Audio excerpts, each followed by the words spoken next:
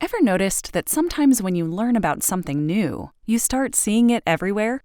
That something isn't really new, it's just new to you, and it was always there. Think about a medicine that helps you feel better or even keeps you alive. That's the value of the medicine that you notice the most. It's the easiest value to see and the easiest one to measure. But there are so many other things that make medicines valuable. You might not even notice them at first. Economists study these values to better understand whether and why medicines are worth their prices. When we're sick, we often miss work and need help from people who care about us. A medicine that lets us get back to work makes us more productive. That's valuable. The people who care for us are relieved and can get back to their own lives and jobs. That's valuable too.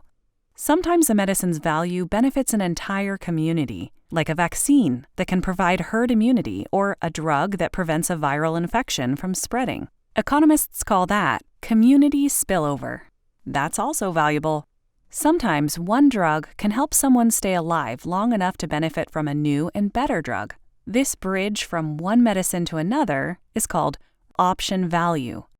And a medicine might have more uses than doctors first expected.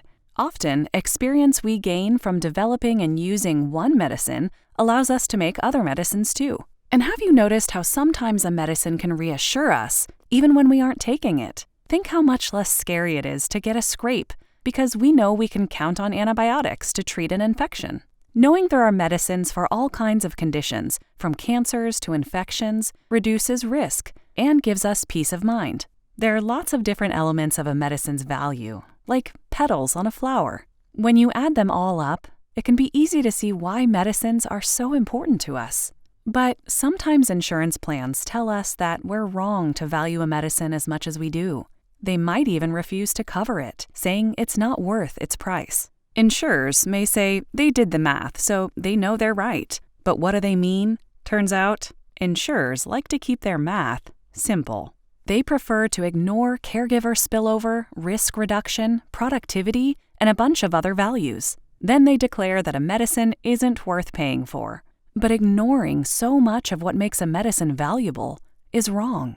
There are economists doing the real math, even though it's harder. So when insurance says a medicine isn't worth paying for, don't assume it's true. Check their math. Odds are you'll find they left a lot of value on the floor. Insurers may argue they're saving money by saying no, yet even that can be short-sighted. We'll get fewer new medicines if, to justify not covering them, insurance underestimates their value.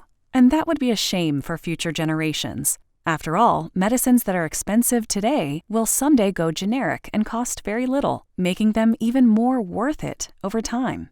It doesn't have to be this way. The next time you take a medicine, consider its value to all of us. And let's make sure the insurance we buy values it too. At No Patient Left Behind, we believe insurance should cover prescribed medicines without high out-of-pocket costs.